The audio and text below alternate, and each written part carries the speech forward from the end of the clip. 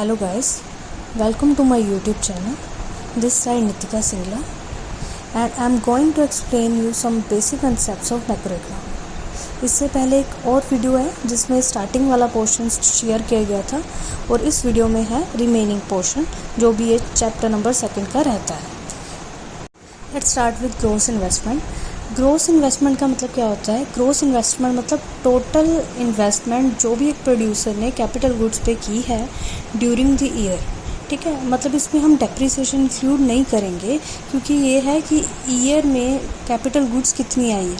ठीक है, like for example salary है, सैलरी मिलती है. ठीक है, टीडीएस कटने से पहले फॉर एग्जांपल 20,000 मेरे को सैलरी मिल रही है मंथ की. ठीक है, अभी उस पर टीडीएस हमने कट नहीं किया तो 20,000 क्या होगी? Gross investment. Next is net investment. Net investment का मतलब क्या है कि जो हमने ग्रोस की थी, ठीक है, उसमें से डेप्रिसिएशन जब माइनस हो जाएगी, ठीक है, तो अब उसकी एक्चुअल वैल्यू कितनी रही है वो इन्वेस्टमेंट की, उसको बोलते हैं नेट इन्वेस्टमेंट. जैसे सैलरी वाली एग्जांपल चल रही थी उसमें अब हमने टीडीएस कट कर दिया. टीडीएस कट करके जितनी सैलरी बची है, फॉर एग्जांपल 20,000 में अगर 2,000 टीडीएस कट गया तो 18,000 क्या हो गया? हमारी नेट इन्वेस्टमेंट. यही रियल इन्वेस्टमेंट है. अब नेट इन्वेस्टमेंट के कुछ सिग्निफिकेंस. अगर नेट इन्वेस्टमेंट हमारी होगी तो ऑटोमेटिकली उससे स्टॉक ऑफ कैपिटल इंक्रीज़ होगा. ठीक है, और ऑब्वियस है अगर स्टॉक ऑफ कैपिटल इंक्रीज़ हो रहा है तो उससे प्रोडक्शन कैपेसिटी इंक्रीज़ होगी, मतलब प्रोडक्शन ज़्यादा होगी, आउटपुट ज़्यादा होगी, लोगों को एम्प्लॉयमेंट अपॉर्चुनिटी ज़्यादा मिलेगी, ओवरऑल हमारी जीडीपी ग्रोथ क्या होगी? ज़्यादा. Next is concept of depreciation. ठीक है, डेप्रिसिएशन क्या होता है कि जो हमारी एसेट है, फिक्स्ड एसेट है, उसकी वैल्यू में डिक्रीज़ होना due to 3 reason. Normal wear and tear, ठीक है, कोई एक्सीडेंटल डैमेज होता है उसमें, या फिर एक्सपेक्टेड ऑब्सोल्सेंस. ऑब्सोल्सेंस का मतलब होता है आउटडेटेड हो जाना. ठीक है, अगर चीज़ पुरानी होगी, पुराने मॉडल की होगी तो उसकी वैल्यू क्या हो जाएगी? पहले से गिर जाएगी. फॉर एग्जांपल कोई भी आप जैसे मोबाइल फ़ोन लेते हो, ठीक है, फॉर एग्जांपल मैंने 15,000 का मोबाइल फ़ोन लिया. ठीक है, अब उसको 1 साल यूज़ किया. अब 1 साल के बाद अगर आपने बेचना हो उसे, तो अगर फॉर एग्जांपल 14,000 का बिका या 13,000 का बिका तो बाकी जो उसकी वैल्यू में डिक्रीज़ आया है, ठीक है, वो क्या हो गया? डेप्रिसिएशन. हाँ जी, तो डेप्रिसिएशन के लिए डेप्रिसिएशन रिजर्व फंड क्रिएट किया जाता है. ठीक है, जो कि है which is made to compensate the loss that was occur due to depreciation. ठीक है, तो एक कंपनसेशन करने के लिए उस एसेट को, उसकी रिप्लेसमेंट के रिलेटेड जो भी खर्चे होते हैं उसको बोलते हैं डेप्रिसिएशन रिजर्व फंड. ठीक है, ये फंड क्रिएट किया जाता है ताकि वो जो लॉस है जो in the form of money नहीं आया, ठीक है, तो उसको वो एक्चुअल पोजीशन तक लेके आने में जो भी खर्चे हो सकें तो वो हम उसके लिए क्या क्रिएट करते हैं? DRF. After that concept of stock and flows. ठीक है, स्टॉक और फ्लो होता क्या है? स्टॉक का मतलब क्या होता है? एक पर्टिकुलर पॉइंट ऑफ टाइम के लिए आपके पास इस टाइम क्या है. जैसे फॉर एग्जांपल मैंने बोला कि आपके पास करंटली कितनी पैसे हैं. ठीक है, तो आपने बोला कि 20,000 है, 30,000 है, वो 30,000 क्या होगी? स्टॉक. ठीक है, एक पर्टिकुलर पॉइंट ऑफ टाइम अभी बोला मैंने.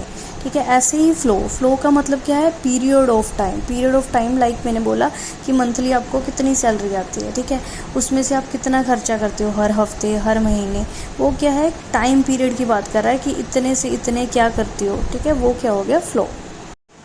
सो there are 4 sectors of the economy: C plus I plus G plus export minus import.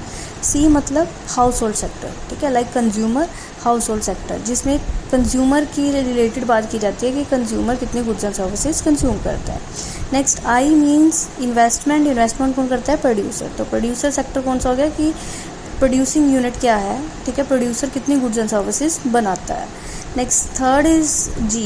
जी मतलब गवर्नमेंट सेक्टर. गवर्नमेंट दोनों तरह के खर्चे करती है, कंज्यूमर भी, प्रोड्यूसर भी. गवर्नमेंट जैसे कंज्यूमर, जैसे फॉर एग्जांपल कोई आर्मी के प्रोडक्ट खरीद लिए, ठीक है, तो गुड्स जैसे लोगों को goods and services free of cost supply कर रहा है तो वो क्या हो गया? As a consumer.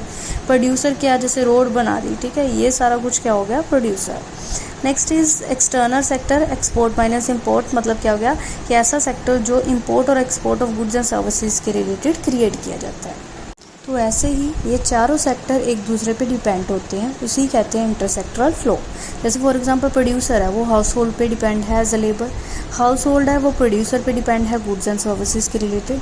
Government depend होती है प्रोड्यूसर और कंज्यूमर पे for tax and non tax revenue. ठीक है, ऐसे ही प्रोड्यूसर और हाउस होल्ड डिपेंड होते हैं, ठीक ठीक है, गवर्नमेंट पे, जैसे कि वो कोई services provide, administrative services provide करे, लॉ एंड ऑर्डर्स क्रिएट करे, ठीक है, वैसे सारे मिलके क्या करते हैं, कोशिश करते हैं कि हमारा फॉरेन के साथ भी कनेक्ट हो पाए। तो सारे ये सेक्टर क्या होते हैं, इंटर सेक्टरल फ्लो में रहते हैं। Next topic is real flow and money flow. Real flow क्या हो गया, रियल फ्लो में क्या होता है कि जैसे फॉर एग्जांपल प्रोड्यूसर हाउस ने कोई गुड्स प्रोड्यूस करनी है तो हेल्प किससे लेगा, वो as a labour household से। ऐसे ही हाउस होल्ड ने कुछ कंज्यूम करना है तो वो गुड्स एंड सर्विसेज किससे लेगा, प्रोड्यूसर से, ठीक है। तो ये फ्लो जो मनी के रिलेटेड नहीं है, सिर्फ गुड्स एंड सर्विसेज के रिलेटेड, ठीक है, काम के रिलेटेड कोई भी सर्कुलेशन है उसको बोलते हैं रियल फ्लो। अब ऐसे ही मनी फ्लो में क्या होता है, जैसे प्रोड्यूसर अब एज अ लेबर काम करवा रहा है तो बदले में क्या देगा, वेजेस। ऐसे ही जो लेबर है, ठीक है, उसने अगर कंजम्पशन करनी है तो वो बदले में क्या देगी, रुपी, ठीक है, करेंसी देगी, ठीक है, वो क्या हो गया, मनी फ्लो। अब जैसे वेजेस आ रही हैं प्रोड्यूसर की तरफ से हाउस होल्ड को, और हाउस होल्ड की तरफ से प्रोड्यूसर को जा रही है compensation for goods and services, ये सारा क्या हो गया, money flow. Next is circular flow. Circular flow में जैसे प्रोडक्शन, डिस्ट्रीब्यूशन, एक्सपेंडिचर, फिर प्रोडक्शन, डिस्ट्रीब्यूशन, एक्सपेंडिचर, ये सर्कल क्या है, चलता रहता है। फर्स्ट इज प्रोडक्शन फेज, उसमें क्या होता है, जो प्रोड्यूसर है वो गुड्स एंड सर्विसेज क्रिएट करता है, ठीक है, with the help of labour, land, capital, entrepreneurship, ठीक है। सेकेंड फेज में वो उनको कंपनसेट करता है, जैसे लैंड पे उसने रेंट देना है, लेबर को वेजेस देनी है, ठीक है, इंटरेस्ट हो गया, प्रॉफिट होगा, वो क्या करता है, उनको ये डिस्ट्रीब्यूट करता है। डिस्ट्रीब्यूट करके अब जिनके पास ये पैसा आया वो क्या करते हैं, एक्सपेंडिचर, ठीक है, वो फाइनली उस पैसे से अपने खर्चे करते हैं गुड्स एंड सर्विसेज को लेने के लिए। और ये तीनों साइकिल क्या चलते हैं हमारी मार्केट में, चलते ही रहते हैं। Last topic, significance of circular flow model, ठीक है। तो इसके फ़ायदे क्या होंगे, सबसे पहले हमें नेशनल इनकम के बारे में एस्टिमेट होगा कि जैसे फॉर एग्जांपल नेशनल इनकम का मतलब क्या होता है, कितनी फैक्टर इनकम जनरेट होती है, ठीक है, with in the economy during the period, ठीक है। तो फैक्टर इनकम मतलब ये 4 तरह की income, rent, profit, wages and interest, जैसे हमने मीनिंग में समझा है, ठीक है। ये चारों इनकम के बारे में हमें पता चल जाता है, जिससे हम नेशनल इनकम क्या कर सकते हैं, एस्टिमेट।